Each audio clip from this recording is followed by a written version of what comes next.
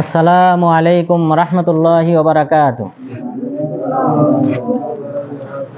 নাহমাদুহু ওয়া নুসাল্লি আলা রাসূলিহিল কারীম, আম্মা বা'দ। ফাআউযু বিল্লাহি মিনাশ শাইতানির রাজীম। ওয়া ইন তাইফাতানি মিনাল মুমিনিনা ইকতাতালু ফাআসলিহু বাইনাহুমা। সম্মানিত উপস্থিতি, আজকে ইনশাআল্লাহ আমরা সূরা হুজুরাতের 9 থেকে শেষ নং আয়াত পর্যন্ত ইনশাআল্লাহ তাফসীর করব। তো গত সপ্তাহের আমাদের যে আলোচ্য বিষয় ছিল, সেখানে আমরা যে মৌলিক রাসূল সাল্লাল্লাহু আলাইহি ওয়াসাল্লামের সাথে যে আদব বজায় রাখতে হবে, আল্লাহ তাআলা সেই আদবগুলি আমাদেরকে শিক্ষা দিয়েছেন। ইয়া আইয়ুহাল্লাযীনা আমানু লা তারফাউ আসওয়াতাকুম ফাওকা সাওতিন নবী। হে মুমিনগণ, তোমরা তোমাদের আওয়াজ বুলন্দ করো না আল্লাহ এবং তার রাসূলের সামনে। এই আয়াতের তাফসিরে ইবনে আব্বাস রাদিয়াল্লাহু আনহু তিনি বলেছেন, লা তাকুলু খিলাফাল কিতাবি ওয়াস সুন্নাহ। তোমরা কোরআন এবং সুন্নাহ বিরোধী কোনো কথা বলো না। অর্থাৎ আল্লাহ এবং তার রাসূলের সামনে অগ্রগামী না হওয়া, এর অর্থ হলো আল্লাহ এবং তার রাসূলের বিরুদ্ধে, আল্লাহ এবং তার রাসূলের বিপরীত কোনো কথা না বলা। সুতরাং কোরআন এবং হাদিসে যা আছে সেটা আমাদেরকে মানতে হবে, এবং এর বিরোধিতা কোনো আলেম যদি করে তাহলেও সেটা বর্জন করতে হবে। কারণ রাসূল সাল্লাল্লাহু আলাইহি ওয়াসাল্লাম তিনি বলেছেন, আখওয়াফু মা আখাফু আলাইকুম মিনাল মাসিহিদ দাজ্জাল আল আইম্মাতাল মুদিল্লিন। আমি সবচেয়ে বেশি আমার উম্মতের উপর বেশি আশঙ্কা করি তাদের অনিষ্ট, যারা হলো আইম্মা মুদিল্লিন, যে মানুষদেরকে পথভ্রষ্টকারী ইমাম, এদের মাধ্যমে দাজ্জালের চেয়ে বেশি ক্ষতি হবে। আপনি যদি ভালোভাবে এটা লক্ষ্য করেন যে যত ফিরকা আছে, যত তরিকা আছে, সুফিবাদের বলেন, শিয়াদের বলেন, এর পিছনে কোনো না কোনো পথভ্রষ্ট আলেমের অবদান রয়েছে। যে সকল ফিরকা তৈরি হয়েছে তার পিছনে এই পথভ্রষ্ট আলেমদের অবদান রয়েছে। তাদের কারণেই কিন্তু সাধারণ মানুষ পথভ্রষ্ট হয়েছে। তো সুতরাং কোনো আলেম কোনো একটা কথা বললে সেটা আমাদেরকে কোরআন হাদিসের সাথে মিলিয়ে দেখতে হবে। যদি কোরআন হাদিসের সাথে মেলে তাহলে সেটা গ্রহণ করতে হবে। কোরআন হাদিস বিপরীত যদি কোনো কথা হয় সেটা অবশ্যই বর্জন করতে হবে। এটা 4 ইমামেরই শিক্ষা। 4 ইমাম প্রত্যেকে এ কথাই বলেছেন। ইমাম আবু হানিফা রাহিমাহুল্লাহ বলেছেন, ইযা সাহহাল হাদিস ফাহুয়া মাযহাবি। হাদিস যদি সহিহ হয় সেটাই আমার মাযহাব, আমার ব্যক্তিগত কোনো মাযহাব নেই। তিনি তার ছাত্র আবু ইউসুফকে লক্ষ্য করে বলেছিলেন যে, তুমি যতক্ষণ পর্যন্ত না জানবে যে আমি কোন দলিলের ভিত্তিতে এই কথা বলেছি, ততক্ষণ পর্যন্ত আমার পক্ষ থেকে কোনো মাসআলা লেখা তোমার জন্য হারাম। কোনো মাসআলা, ইমাম আবু হানিফা রাহিমাহুল্লাহ তিনি বলছেন যে আমি কোন দলিলের ভিত্তিতে এই ফতোয়াটা দিয়েছি এটা যদি তুমি না জানো, তুমি আমার থেকে কোনো ফতোয়া লিপিবদ্ধ করবে না, লেখা নিষেধ করে দিয়েছে। কারণ আলেমগণ 4 ইমাম তারা সবাই কোরআন হাদিসকে শ্রদ্ধা করতেন, তারা কোরআন হাদিসকে মানতেন। তিনি বলেছেন, সাহাবাদের সাথে যখন তুলনা করা হলো তখন তিনি বললেন যে সাহাবাদের তারা যে ঘোড়ায় চড়তেন, তাদের ঘোড়ার পায়ের যে ধুলা ছিল সেই ধুলা সমপরিমাণও আমি না। তাহলে তারা কতটা আল্লাহকে, নবীকে, সাহাবাদেরকে সম্মান করতেন, যে নিজেকে মনে করতেন যে সাহাবাদের ঘোড়ার পায়ের নিচের যে ধুলা উঠতো সেই ধুলা সমপরিমাণও মনে করতেন। তাহলে এই সকল ইমামদেরকে নিয়ে যারা বাড়াবাড়ি করেছে, বাড়াবাড়ি করার মাধ্যমেই কিন্তু মানুষ ধীরে ধীরে পথভ্রষ্ট হয়েছে। তো সুতরাং কোরআন এবং হাদিসে যেভাবে আছে আমাদেরকে সেভাবেই আমল করতে হবে। সেই সুন্নতকে, কোরআনের আয়াতকে আমাদেরকে শক্তভাবে আঁকড়ে ধরতে হবে। সেই শিক্ষাটা আল্লাহ তাআলা এই সূরাতে আমাদেরকে দিয়েছেন। ইমাম মালিক রাহিমাহুল্লাহ তিনি বলেছেন, প্রত্যেক ব্যক্তির, প্রত্যেক আলেমেরই ভুল আছে, ইল্লা সাহিবু হাদাল কবর। যে এই কবরের অধিবাসী ব্যতীত, অর্থাৎ রাসূল সাল্লাল্লাহু আলাইহি ওয়াসাল্লাম ব্যতীত প্রত্যেক আলেমের ভুল আছে। বরং রাসূল সাল্লাল্লাহু আলাইহি ওয়াসাল্লাম বলেছেন, কুল্লু বানি আদম খাত্তা ওয়া খায়রুল খাত্তাইন আত-তাওয়াবুন। প্রত্যেক বানু আদম ভুলের মধ্যে নিমজ্জিত। তো সুতরাং ভুল সবার পক্ষ থেকে আসে। মানুষ হিসেবে শুধুমাত্র নবীকেই মাসুম বলা হয়, নবীগণকেই মাসুম বলা হয়, অন্য কোনো ব্যক্তি মাসুম না, ভুলের ঊর্ধ্বে না। সুতরাং কোনো ব্যক্তির তাকলিদ, অন্ধ অনুকরণ করা যাবে না, বরং আমাদেরকে অবশ্যই কোরআন এবং সুন্নাহর সাথে আলেমদের উক্তি, আলেমদের ফতোয়াকে মিলিয়ে দেখতে হবে। দলিল ভিত্তিক যদি হয় তাহলে অবশ্যই সেটা গ্রহণ করতে হবে, কারণ আলেমদের অনেক মর্যাদা রয়েছে সাধারণ ব্যক্তির উপর। সুতরাং তাদের কথা যদি কোরআন হাদিসের সাথে মেলে তাহলে আমাদেরকে গ্রহণ করতে হবে, যেটা অন্যতম শিক্ষা হলো সূরা হুজুরাত থেকে। এরপর মহান রব্বুল আলামিন আজকের যে আমাদের তাফসিরের বিষয় ৯ নং আয়াত, এখানে সাহাবাদের মধ্য থেকে দুটি দল তারা পরস্পরে জুতা, স্যান্ডেল, পাথর, এরপরে খেজুর গাছের ডগা ইত্যাদি দিয়ে দুই দলের মাঝে দ্বন্দ্ব হয়। ঘটনাটা ছিল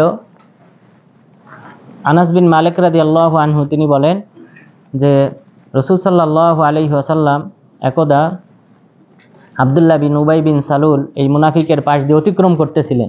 তখন সে বলল, আন্নি ইলাইক, যে তুমি আমার থেকে দূরে সরে যাও, কেননা ফাইন্নাহু ফাওয়াল্লাহি লাকাদ আযানি নাতিনু হিমারি, যে আমাকে কষ্ট দিয়েছে, পীড়া দিতেছে তোমার যে গাধা আছে সেই গাধার দুর্গন্ধের কারণে আমি টিকতে পারতেছি না, তুমি আমার থেকে দূরে সরে যাও। এই কথা যখন আব্দুল্লাহ বিন উবাই বিন সালুল রাসূল সাল্লাল্লাহু আলাইহি ওয়াসাল্লামকে বললেন, তখন একজন আনসার সাহাবী, অর্থাৎ আউস গোত্রের একজন আনসার সাহাবী বলে উঠলেন যে আল্লাহর শপথ, যে তোমার চেয়ে রাসূল সাল্লাল্লাহু আলাইহি সাল্লামের গাধা অধিক উত্তম। এই কথা বলার পর, যেহেতু আব্দুল্লাহ বিন উবাই বিন সালুল খাজরাজ গোত্রে ছিল, তখন খাজরাজ গোত্রের আরেকজন সাহাবী তিনি বলে উঠলেন, মানে গোত্রীয় দ্বন্দ্বের দিকে ছুটে যায় বিষয়টা। তিনি আব্দুল্লাহ বিন উবাই বিন সালুলের পক্ষ নিলেন। এইভাবে করে পরস্পরকে আহ্বান করলেন, যে আউস গোত্রকে আহ্বান করলো ওই আনসার সাহাবী, আর এই খাজরাজ গোত্রের এই সাহাবী তিনি খাজরাজ গোত্রের লোকদেরকে আহ্বান করলেন। এইভাবে তাদের মাঝে এই মতনৈক্য সৃষ্টি হয় এবং এইভাবে জুতা ছোড়াছুড়ি, এরপর পাথর ছোড়াছুড়ি এগুলি হয়।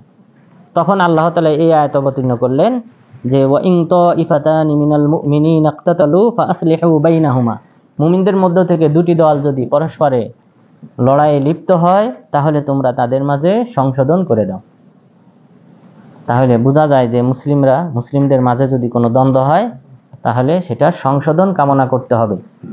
এরপর বললেন, ফাইন বাগাত ইহদাহুমা আলাল উখরা ফাকাতিলুল্লাতি তাবগি হাত্তা তাফিআ ইলা আমরিল্লাহ, যদি দুটি দলের মধ্যে একটি দল যদি বাড়াবাড়ি করে অপর দলের উপর, তাহলে তোমরা তাদের বিরুদ্ধে যুদ্ধ করো যারা বাড়াবাড়ি করে, হাত্তা তাফিআ ইলা আমরিল্লাহ, যতক্ষণ পর্যন্ত না তারা ফিরে আসে আল্লাহর নির্দেশের দিকে।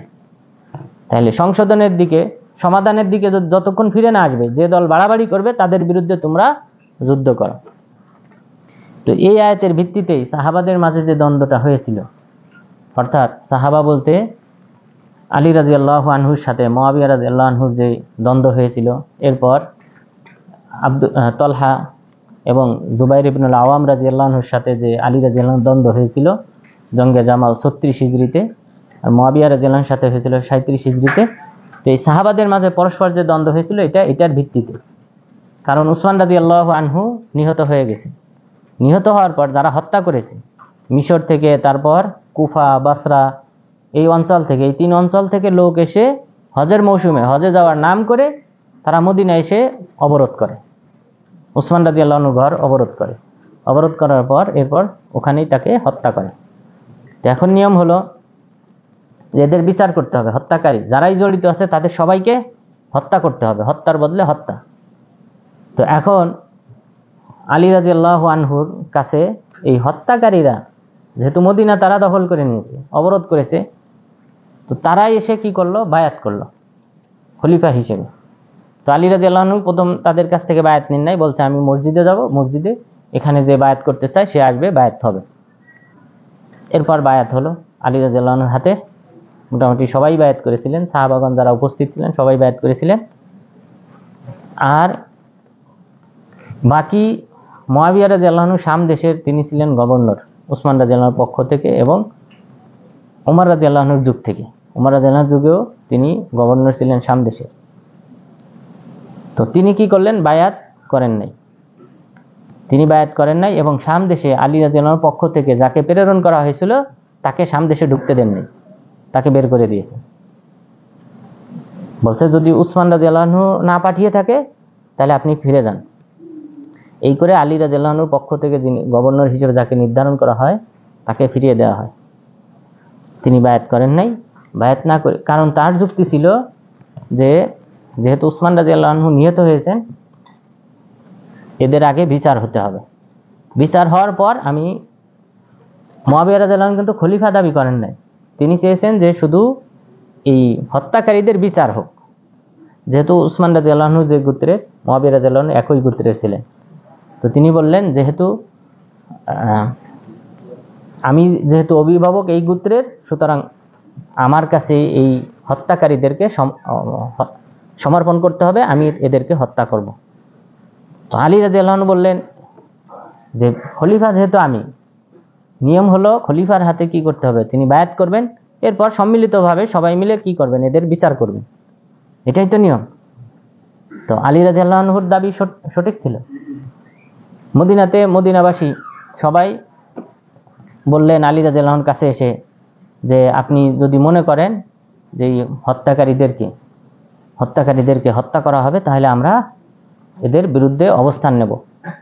আলী রাদিয়াল্লাহু আনহু বললেন ঠিক আছে, তোমরা দেখো, বের হও, চেষ্টা করো। তখন বের হয়েছে, তখন তালহা এবং জুবাইর রাদিয়াল্লাহু আনহু বড় বড় সাহাবী, এদেরকে হত্যা করার উপক্রম হয়েছে। এই অবরোধকারীরা, তাদেরকে হত্যা করার উপক্রম হয়েছে, অর্থাৎ পুরা মদিনার দখল তাদের হাতে চলে গেছে। তো এই কারণে এখানে আলী রাদিয়াল্লাহু আনহু চাইলেই বিচার করতে পারবেন না, যেহেতু তাদের হাতে এখন ক্ষমতা। তো তখন কি করলেন? তালহা এবং জুবাইর রাদিয়াল্লাহু আনহু তারা মক্কায় গেলেন, মক্কায় হজ করার উদ্দেশ্যে বের হলেন। বের হওয়ার পর ওখানে আয়েশা রাদিয়াল্লাহু আনহার সাথে পরামর্শ করলেন কি করা যায় এই মুহূর্তে। যেহেতু আশারায়ে মুবাশশারাদের মধ্যে তারা দুইজন শীর্ষস্থানীয়, আব্দুর রহমান বিন আউফ রাদিয়াল্লাহু ছিলেন, সাদ বিন আবি ওয়াক্কাস রাদিয়াল্লাহু জীবিত ছিলেন, তো তারাই ছিলেন মোটামুটি উপর পর্যায়ের। তো তখন একমত হয়ে তারা মনে করলেন যে বাসরাতে যেহেতু যে গোত্রের লোকজন হত্যা করেছে, এদের প্রতিশোধ নেওয়া হবে বসরায় গিয়ে। তখন তারা এই হজ পরিত্যাগ করে তারা রওনা দেন বাসরাতে। বাসরাতে যাওয়ার পর এই গোত্রের 70 জনকে তারা হত্যা করেন, অর্থাৎ এই যে গোত্র অংশগ্রহণ করেছিল উসমান রাদিয়াল্লাহু আনহুকে হত্যা করায়, তাদেরকে হত্যা করে বসরায় তারা কর্তৃত্ব প্রতিষ্ঠা করে।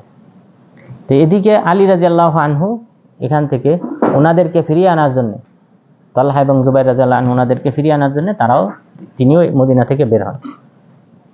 বের হওয়ার পর এরপর বসরায় পৌঁছানোর পর দুই দল সন্ধিতে সম্মত হন যে আমরা সন্ধি করব, অর্থাৎ আমরা সবাই পরবর্তীতে এক হয়ে পরবর্তীতে যারা হত্যাকারী তাদের বিচার করব, এটার উপর সবাই একমত হন। কিন্তু এই রাতের মধ্যে আবার আব্দুল্লাহ ইবনে সাবা আল ইহুদি, এই ইহুদি কিন্তু এদেরকে কি করেছিল? এই বসরা এবং কুফা এবং সেই সাথে মিশর থেকে এই সকল লোকদেরকে উসমান রাদিয়াল্লাহু আনহুর বিরুদ্ধে খেপিয়ে তুলেছিল।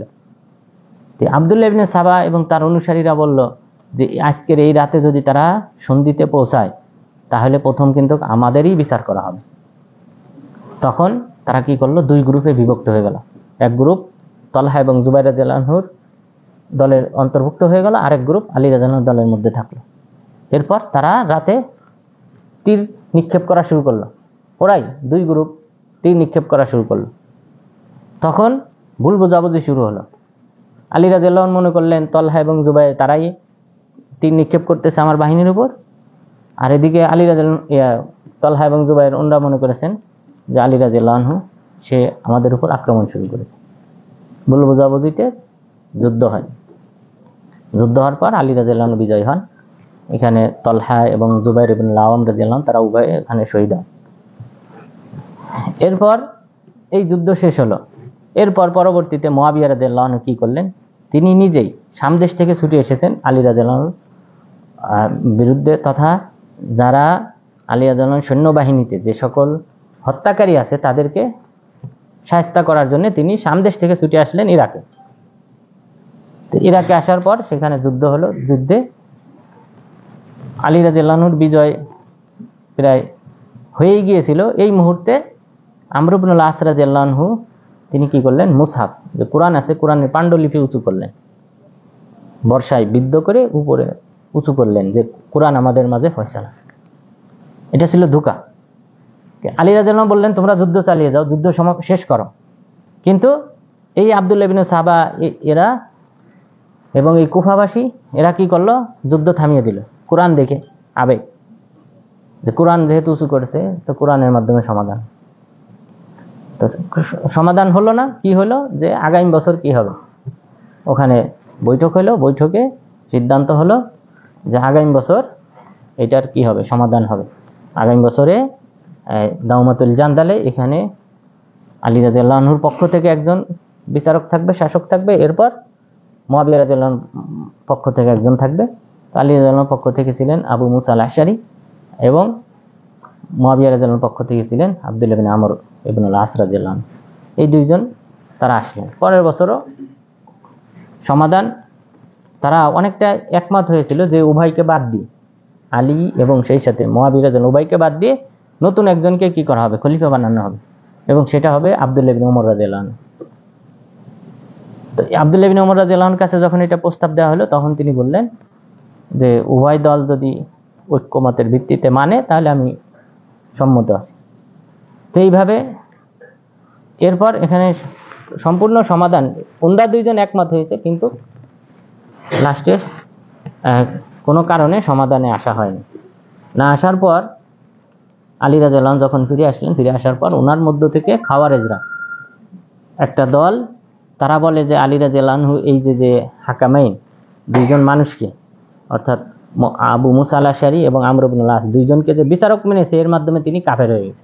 মানুষের বিচার মানা যাবে না, মানুষের বিচার, অর্থাৎ তারা দুইজন তো মানুষ, তো এই দুইজনকে যেহেতু বিচারক মানা হয়েছে, তো বিচার হবে একমাত্র আল্লাহ, ইনিল হুকমু ইল্লা লিল্লাহ, বিচার হবে, বিচার ফয়সালা হবে একমাত্র আল্লাহর বিচার ফয়সালা। তো আলী রাদিয়াল্লাহু আনহু এই দুইজনকে বিচারক মানার কারণে তিনি কাফের হয়ে গেছে, নাউজুবিল্লাহ।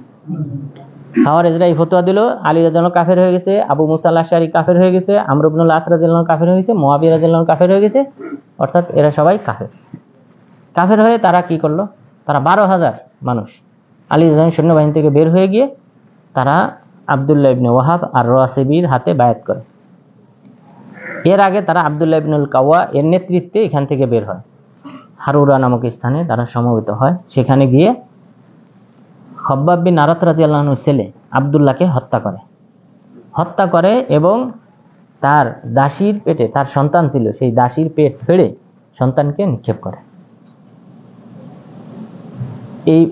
এই ঘটনা যখন তারা ঘটায়, তখন আলী রাদিয়াল্লাহু আনহু তাদেরকে বললেন, তোমাদের মধ্যে যারা হত্যা করেছে তাদেরকে আমার কাছে সমর্পণ করো, কিসাস হিসেবে তাদেরকে হত্যা করা হবে। তারা বলল, আমরা সবাই হত্যা করেছি, অর্থাৎ আমরা সবাই একসাথে হত্যা করেছি, আমরা কাউকে সমর্পণ করব না। তখন আলী রাদিয়াল্লাহু আনহু বাধ্য হয়ে তাদের বিরুদ্ধে যুদ্ধ করলেন, খাওয়ারেজদের বিরুদ্ধে। যুদ্ধের আগে আব্দুল্লাহ ইবনে আব্বাস রাদিয়াল্লাহু আনহুকে প্রেরণ করে। তো তাদের যে শুবহাত ছিল, সন্দেহ, সংশয়, এগুলি আব্দুল্লাহ ইবনে আব্বাস রাদিয়াল্লাহু আনহু হিকমার সাথে সবগুলির উত্তর দেন। তারা যে বলল আলী মানুষকে বিচারক মানার কারণে কাফের হয়ে গেছে, আল্লাহ তাআলা এই যে আয়াতটা যে আমরা কিছুক্ষণ আগে যে বললাম, যে যদি কেউ কোনো প্রাণী হত্যা করে তাহলে ইয়াহকুমু বিহি যাওয়াই আদলিম মিনকুম, তোমাদের মধ্যে দুইজন ন্যায়পরায়ণ আলেম বিচার করবে, ফয়সালা করবে। এখানে আল্লাহ তাআলা নিজেই বলেছেন কি করতে, মানুষকে হাকিম মানতে, বিচারক মানতে। এই আয়াত যখন তারা শুনছে, শোনার পর তাদের মধ্য থেকে 12,000 থেকে 8,000 লোক ফিরে আসে, বলছে তো সত্য কথা। আর তাদের মধ্যে কোনো সাহাবী ছিল না। তো বলছে, তোমরা যে বুঝটা বুঝেছো, এই বুঝটা যদি সঠিক হতো তাহলে কেন আল্লাহ রাসূলের সাহাবী তোমাদের মাঝে কেউ নাই? তখন তাদের মধ্যে থেকে 8,000, আব্দুল্লাহ ইবনে কাওয়া তার নেতৃত্বে 8,000 লোক ফিরে আসে, বাকি থেকে 4,000। এই 4,000 তারা আব্দুল্লাহ ইবনে ওয়াহাব আর রাসিবির নেতৃত্বে তারা বায়াত করে তাদের বিরুদ্ধে যুদ্ধ হয়। এখানে তাদের মধ্য থেকে ইতিহাসবিদগণ উল্লেখ করেছেন 4 থেকে 5 জন প্রাণে বেঁচে যায়, বাকি সবাইকে ওখানে কি করা হয়, হত্যা করা হয়। তো এই যে দ্বন্দ্ব, এরপর খাওয়ারেজদের সাথে শেষ হওয়ার পর পরবর্তীতে সিফিন 37 হিজরিতে মুআবিয়া রাদিয়াল্লাহু আনহুর সাথে ওই যুদ্ধটা হয়। তো এইভাবে যে সাহাবাদের মাঝে যুদ্ধটা হয় এটা কিসের ভিত্তিতে? এই আয়াতে যে আল্লাহ তাআলা বলেছেন যে ওয়া ইন তাইফাতানি মিনাল মুমিনিনা ইকতাতালু ফাআসলিহু বাইনাহুমা, মুমিনদের মাঝে দুটি দল যদি দ্বন্দ্বে লিপ্ত হয়, লড়াইয়ে লিপ্ত হয়, তাহলে তোমরা তাদের মাঝে সমাধান করে দাও। তো এই সমাধানের উদ্দেশ্যে কি হয়েছে? বিভিন্নজন, কেউ মনে করেছেন আলী রাদিয়াল্লাহু আনহু সত্যের উপর আছেন, এটাই সঠিক ছিল।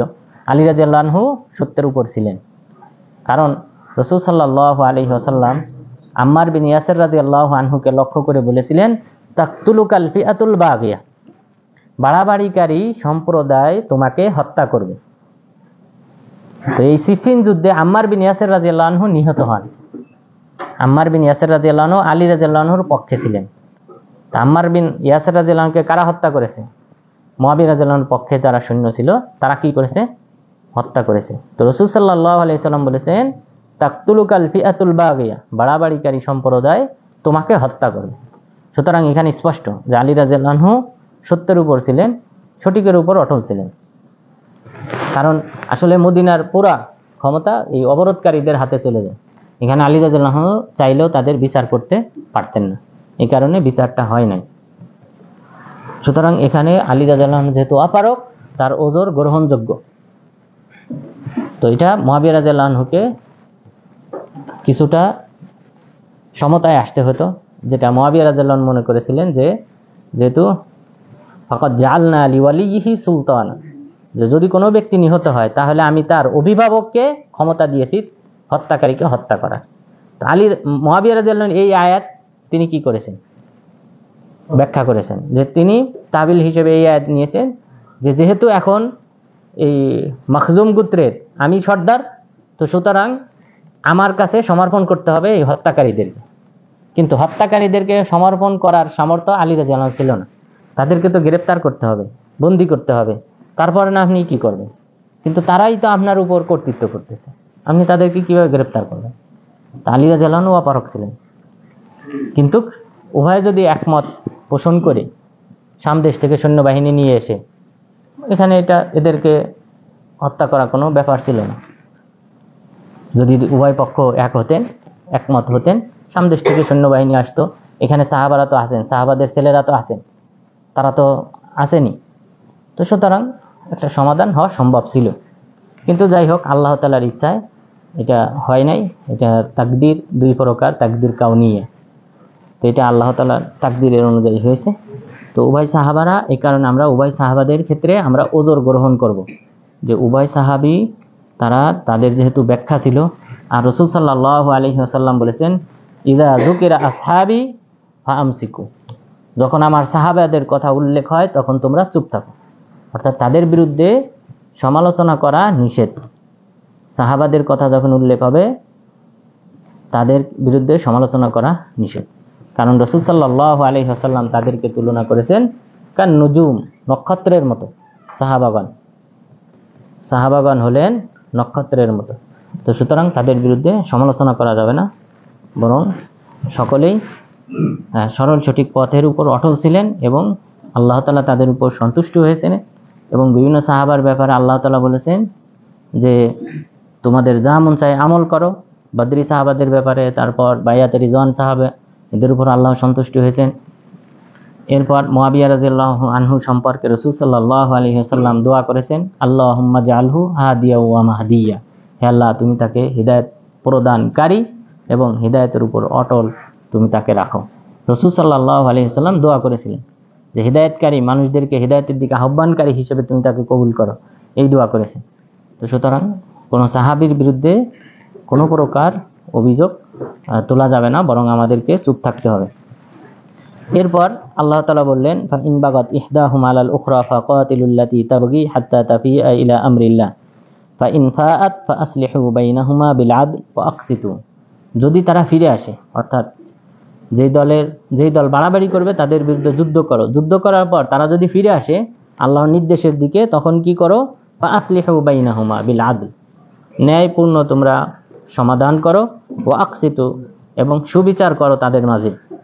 ইন্নাল্লাহা ইউহিব্বুল মুকসিতিন, আল্লাহ তাআলা যারা ইনসাফ প্রতিষ্ঠা করে, ন্যায় বিচার করে, সুবিচার করে, তাদেরকে আল্লাহ তাআলা ভালোবাসেন, পছন্দ করেন।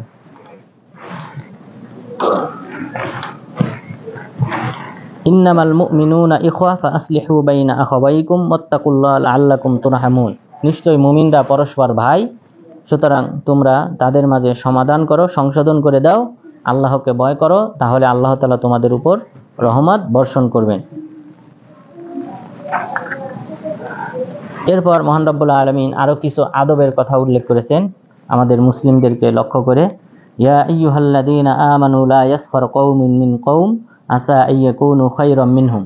হে মুমিনগণ, তোমাদের মধ্যে কেউ যেন অপর কোনো কওমের লোকদেরকে, অপর কোনো গোত্রের লোকদেরকে ঠাট্টা বিদ্রুপ না করে। তাহলে ঠাট্টা বিদ্রুপ করা যাবে না। কেন? আসা আইয়াকুনু খায়রাম মিনহুম, কেননা হতে পারে যাদেরকে নিয়ে উপহাস করা হয় তারা উপহাসকারীদের চেয়ে উত্তম। আল্লাহর নিকট তারা উপহাসকারীদের চেয়ে উত্তম, এটা হতে পারে। এই কারণে তোমরা কারো ব্যাপারে, কোনো গোত্রের ব্যাপারে তোমরা উপহাস করো না।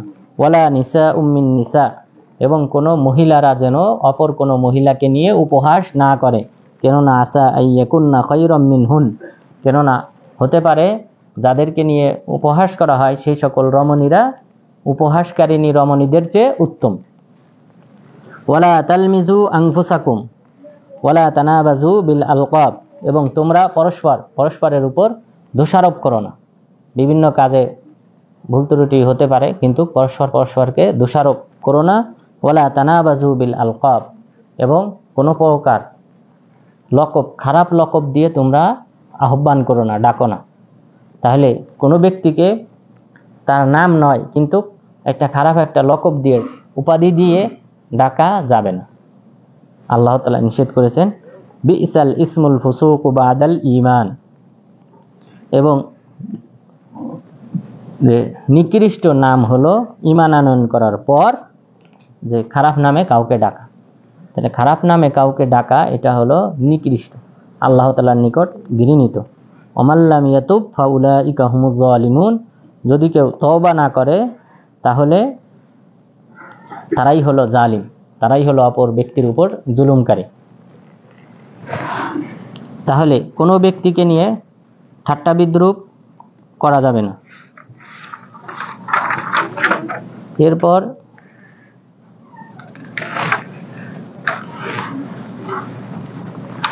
আচ্ছা, ঠাট্টা বিদ্রুপ, এরপর গীবতের আয়াত কোথায় গেল?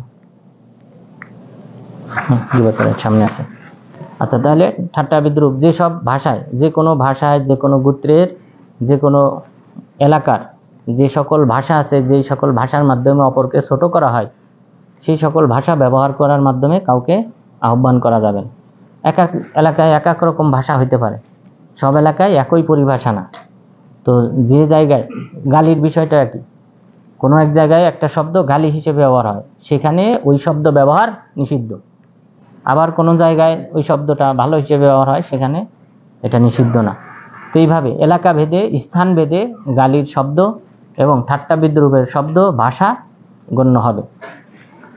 এরপর পরের আয়াতে আল্লাহ তাআলা ওই একই আদব, ঠাট্টা বিদ্রুপ এগুলোর সাথে সম্পর্কিত, যে ইয়া আইয়ুহাল্লাযীনা আমানু জিতানিবু কাসীরাম মিনাজ-যন, হে মুমিনগণ, তোমরা অধিক ধারণা করা থেকে তোমরা বিরত থাকো। কেননা ইন্না বা'যায-যন্নি ইসম, কেননা কিছু কিছু ধারণা হলো অন্যায়, পাপ। ওয়ালা তাজাসসু, এবং তোমরা কারো দোষ ত্রুটি খুঁজে বের করার চেষ্টা করো না। তাহলে এই সূরা হুজুরাত কিন্তু আমাদেরকে যে সকল আদব শিক্ষা দেওয়া হচ্ছে, এটা কিন্তু আমাদের সমাজে একান্ত জরুরি, এটার বাস্তবায়ন একান্ত জরুরি। ওয়ালা তাজাসসু, তোমরা কারো দোষ ত্রুটি খুঁজে বের করার চেষ্টা করো না। তো অনেকেই আছে চেষ্টা করে যে কার কি ছোট বড় দোষ ত্রুটি আছে এগুলা খুঁজে বের করার, এটা করা যাবে না। ওয়ালা ইয়াগতাব বা'দুকুম বা'দা, এবং তোমাদের কেউ যেন অপরের গীবত না করে, একজন আরেকজনের যেন গীবত না করে। কেননা গীবত করার অন্যায় কতটা জঘন্য। আইয়ুহিব্বু আহাদুকুম আইয়াকুলা লাহমা আখিহি মাইতা ফাকারিহতুমুহ, যে তোমাদের মধ্যে কেউ কি পছন্দ করে যে তার মৃত ভাই, আপনার আপন ভাই মারা গেছে, তার গোশত কেটে, আপনি চাকু দিয়ে তার গোশত কেটে টুকরো টুকরো করে খাবেন, এটা কি কেউ পছন্দ করবে? ফাকারিহতুমু, আল্লাহ তাআলা নিজেই বললেন তোমরা এটা অপছন্দ করবে। অনুরূপ গীবত করার পরিণাম হলো অনুরূপ, যে আপন ভাইয়ের মৃত ব্যক্তির গোশত খাওয়া যেমন ভাবে ঘৃণিত, অনুরূপ কোনো ব্যক্তির গীবত করাটাও অনুরূপ ঘৃণিত। ওয়াত্তাকুল্লাহ, তোমরা আল্লাহ তাআলাকে ভয় করো। ইন্নাল্লাহা তাওয়াবুর রাহিম, নিশ্চয় আল্লাহ তাআলা তওবা কবুলকারী করুণাময়। তো গীবত, তাহলে গীবত হারাম। তবে গীবত কাকে বলে?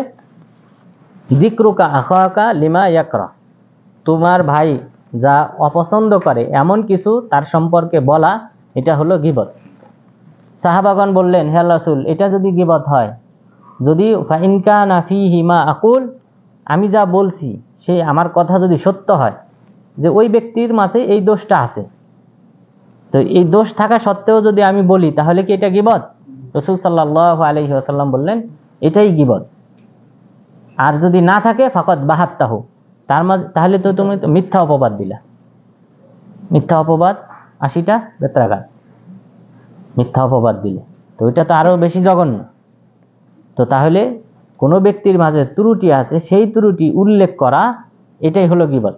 আর যদি না থাকে তাহলে এটা হলো অপবাদ, মিথ্যা অপবাদ। তবে 6 ক্ষেত্রে গীবত করা যায়, 6টা ক্ষেত্রে গীবত করা যায়। 1 নাম্বার হলো আল ইস্তিফতা, ফতোয়া। যদি কোনো আলেমের কাছে আপনি ফতোয়া জানতে চান কোনো একটা বিষয়ে, তো এই ফতোয়া জানতে গিয়ে ওই আলেমের কাছে আপনি ওই যে বিষয় সম্পর্কে জানতে চান, ওইটা যদি কোনো ব্যক্তির সাথে সম্পর্কিত থাকে, ওই ব্যক্তির নাম উল্লেখ করে বলতে পারেন যে অমুকের সাথে আমার এই ঘটনা ঘটেছে, তো এটার ফতোয়া কি। তো এখানে যে আপনি ওই ব্যক্তির নাম উল্লেখ করেছেন, এটা গীবতের অন্তর্ভুক্ত হবে না, কারণ আপনি মাসালা জানতে চান। তাহলে মাসালা জানার জন্যে, ফতোয়া জানার জন্যে কোনো ব্যক্তির বিরুদ্ধে বললে আলেমের কাছে, মুফতির কাছে, তাহলে সেটা গীবত হিসেবে গণ্য হবে না। তাহলে এটা হলো প্রথম। এরপর 2 নম্বর আল ইস্তিআনা আলা তাকয়িরিল মুনকার, যে কোনো এক ব্যক্তি অন্যায় কাজ করে, কোনো এক ব্যক্তি অন্যায় কাজ করে আপনি জানেন, এখন আপনি তার অভিভাবকের কাছে বিচার দিতে পারবেন এই অন্যায় বন্ধ করার জন্য। অথবা এলাকার যিনি মাতব্বর আছেন বা চেয়ারম্যান আছেন, যে আপনি জানেন যে এই লোকটা যে অন্যায় কাজ করতেছে, ধরেন আবার ব্যবসা করে সে, আপনি জানেন এরা তো গোপনে করে এগুলা, কিন্তু আপনার কাছে তথ্য আছে, আপনি চেয়ারম্যানকে জানিয়ে দিলেন যে অমুক ব্যক্তি কিন্তু এই অন্যায় কাজে জড়িত, ইয়াবার ব্যবসায় জড়িত, আপনি এটা বন্ধ করেন। তাহলে এই অন্যায় কাজ বন্ধ করার জন্য ক্ষমতাশীল ব্যক্তির কাছে বলা যায়, বা তার অভিভাবকের কাছে, তার বাবাকে, আপনি যদি মনে করেন তার বাবাকে বললেই যথেষ্ট, তিনি এটা ট্যাকেল দিতে পারবেন, এই অন্যায় বন্ধ করতে পারবেন, তাহলে তার বাবাকে আপনি বলে দিবেন ওই ব্যক্তির নাম সহ উল্লেখ করে, তাহলে এটাও গীবতের অন্তর্ভুক্ত হবে না। এরপর 3 নাম্বার আইয়াকুনা মুজাহিরাম বিনাফসি, যে কোনো ব্যক্তি প্রকাশ্যে কি করে, অন্যায় কাজ করে, যেমন সুদের ব্যবসা করে প্রকাশ্যে, আপনি জানেন, তখন আপনি এই ব্যক্তির বিরুদ্ধে প্রকাশ্যে কি করতে পারবেন, বলতে পারবেন, এটা অন্যায় হবে না, এটা কি না গীবতের অন্তর্ভুক্ত হবে না, কারণ সে প্রকাশ্যে কি করে, এই অন্যায় কাজে সে জড়িত। এরপর মদ পান করে, আপনি দেখেন যে সে প্রকাশ্যে মদ পান করে, তো সুতরাং তার বিরুদ্ধে আপনি প্রকাশ্যে বলতে পারবেন, এটা গীবতের অন্তর্ভুক্ত হবে না। এরপর তাহযীরুল মুসলিমিন মিন শাররিহি, যে কোনো ব্যক্তির ব্যাপারে মুসলিমদের ধর্মীয় বিষয়ে আকীদা সংক্রান্ত কোনো বিষয়ে যে কোনো ব্যক্তিকে সতর্ক করার জন্য, ধর্মকে রক্ষার জন্য আপনি সেই ব্যক্তির বিরুদ্ধে বলতে পারেন। যেমন মুহাদ্দিসিনগণ অমুক রাবি জয়ীফ, আপনারা শুনেছেন, বরং অনেক রাবির হাদিসের বর্ণনাকারী, তো তারা তো আলেম ছিলেন, হাদিসের বর্ণনাকারীরা তার মানে কি, তারা তো হাদিস শিখেছে, শিখার পর বর্ণনা করেছে মানুষের সামনে গিয়ে, তার মানে তারা আলেম ছিলেন। তো তাদের বিরুদ্ধে আলেমগণ কি বলেছেন, কেউ বলেছেন দাজ্জাল, যেই লোকটা দাজ্জাল, এরপর বলেছেন কাজ্জাব, মিথ্যুক, এরপর বলেছেন ওয়াহিন, দুর্বল, তার স্মৃতিশক্তি দুর্বল, তার কাছে হাদিস গ্রহণ করা যাবে না। তো এইভাবে আলেমগণ এই যে শব্দগুলো ব্যবহার করেছেন কিসের জন্য, ধর্মকে রক্ষার জন্য, দিনকে রক্ষার জন্য। রাবিদের ব্যাপারে তারা কি করেছেন, মন্তব্য করেছেন। এই মন্তব্যটা এটা গীবতের অন্তর্ভুক্ত না, বরং এটা দিন, ধর্ম, এটা ধর্ম হলো, ধর্মকে হেফাজত করার জন্য কি করা, এটা জায়েজ। এরপর আত-তাযাল্লুম যে কোনো ব্যক্তি কোনো ব্যক্তির উপর জুলুম করেছে, তো এই জুলুম করেছে, আপনি ইনসাফপূর্ণ বিচার পাওয়ার জন্য কাজী, বিচারক, শাসক এদের কাছে বা আদালতে আপনি এই ব্যক্তির নাম উল্লেখ করে বিচার দিতে পারবেন।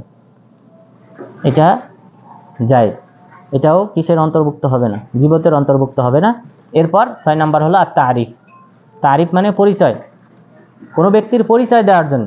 যেমন ধরেন এখানে 3 জন আব্দুর রহমান আছে, তো আপনি বললেন যে 3 জন আব্দুর রহমানের মধ্যে কোন আব্দুর রহমান আপনার উদ্দেশ্য চিনতেছে না, কিন্তু আপনি যদি ওই ব্যক্তির কোনো ত্রুটি থাকে, যেমন পা খোড়া, আপনি বললেন যে পা খোড়া আব্দুর রহমান, অথবা ওই ব্যক্তি অন্ধ, তো তখন আপনি বললেন অন্ধ আব্দুর রহমান। এরপর যেমন মুহাদ্দিসিনগণ ব্যবহার করেন সুলাইমান আল আমাশ, পা খোড়া, আল আরাজ, পা খোড়া সুলাইমান, তারপর অন্ধ সুলাইমান। এইভাবে মুহাদ্দিসিনগণ ব্যবহার করেছেন জানার জন্য, চেনার জন্য, এই ব্যক্তিটাকে চেনার জন্য, ওই ব্যক্তিকে ছোট করার জন্য না, খাটো করার জন্য না। যদি খাটো করার উদ্দেশ্য হয় তাহলে এটা গীবতের অন্তর্ভুক্ত।